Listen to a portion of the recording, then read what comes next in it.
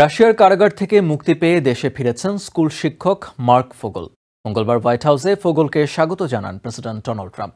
এর আগে 2021 সালে রাশিয়ার রাজধানী মস্কোর একটি বিমানবন্দরে অল্প পরিমাণ গাঁজাসহ ধরা পড়েন মার্ক ফোগেল। এরপর থেকেই দেশটিতে মাদক পাচারের দায়ে 14 বছরের কারাদণ্ড ভোগ করছিলেন তিনি। অবশেষে আমেরিকায় বন্দী এক রুশ নাগরিকের মুক্তির বিনিময়ে ফোগলকে মুক্তি দেয় রাশিয়া। দীর্ঘ 3.5 বছর ধরে রাশিয়ার কারাগারে বন্দী থাকার পর মুক্তি পেলেন সাবেক কূটনীতিক ও পেনসিলভেনিয়ার স্কুল শিক্ষক মার্ক ফোগল।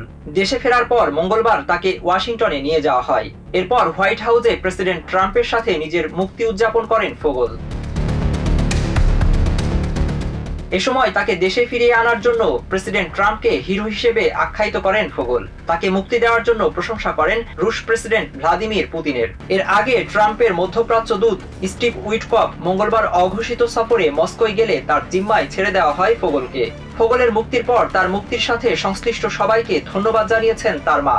গত কয়েক বছর ধরে নিজের ছেলের মুক্তির জন্য লড়াই করে আসছিলেন ফোগলের মা। এদিকে ফোগলকে মুক্তি দেওয়ার পর এক বিবৃতিতে রুশ মুখপাত্র দিমিত্রি পেসকভ জানিয়েছেন, আমেরিকার কারাগার থেকে একজন রুশ নাগরিককে মুক্তি দেওয়ার শর্তে ফোগলকে মুক্তি দেওয়া হয়েছে। তবে মুক্তিপ্রাপ্ত রুশ নাগরিক রাশিয়ার মাটিতে ফিরে না আসা পর্যন্ত তার নাম প্রকাশ করা হবে না বলে জানান তিনি। তাদের সাথে আমাদের যোগাযোগ ছিল এবং এই যোগাযোগের ফলাফল ছিল ফোগলের মুক্তি।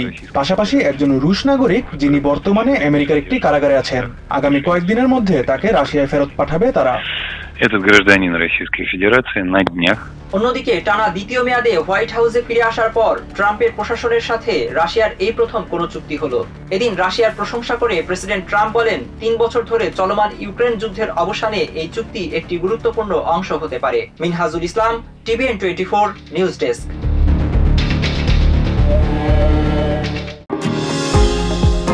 নিউ ইয়র্ক থেকে সম্প্রচারিত টিভিএন 24 টেলিভিশন বিশ্বজুড়ে বাঙালির কণ্ঠস্বর।